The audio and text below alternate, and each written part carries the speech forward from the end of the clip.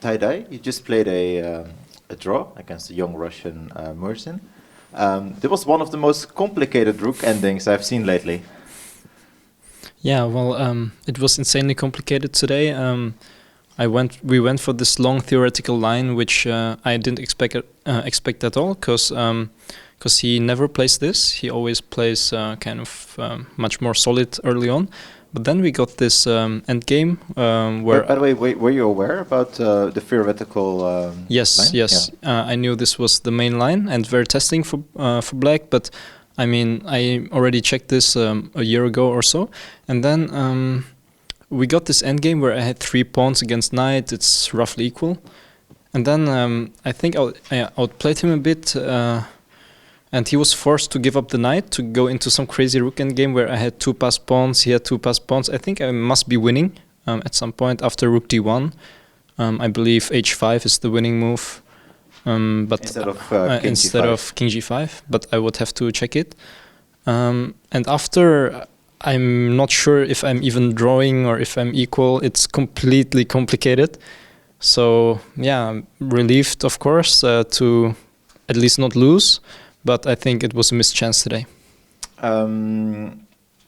Yeah, like a little bit about these rook endings. Like the pawns were going on either side. Like, do you have like a rule of thumb, or like how do you how do you convince yourself to make the right move? Like usually, there is kind of intuition telling you that you should be on the better side, like either drawing or winning.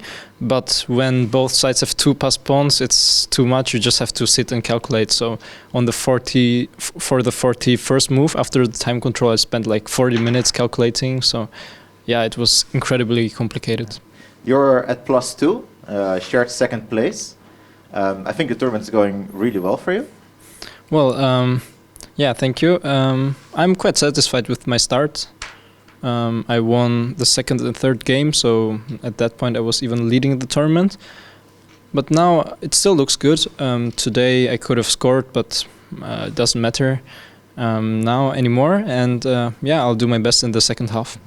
The Challengers group is usually a group with only one big prize. The first prize that qualifies for the Masters. And this year we have this Indian guy, Erigazi. He seems to be on a roll. Yeah. How can you stop him? I mean, he's on fire this year. I don't know, he drew today, right? He won. He won again? Yes. Wow. Okay, if he continues like this, he's pretty much unstoppable, but I'll face him like in the penultimate or last round even, so let's see how he'll play until then, and if I'll have chances to stop him. What's your experience here in Wijk aan Zee? Do you enjoy your time here? Yeah, it's so far it's a nice experience. Also thanks to the fact that I'm playing relatively well. Of course, in these difficult times we cannot go to restaurants. It's a bit tough, but I'm enjoying the chess very much. Okay, thank you so much. Thank you. Bye.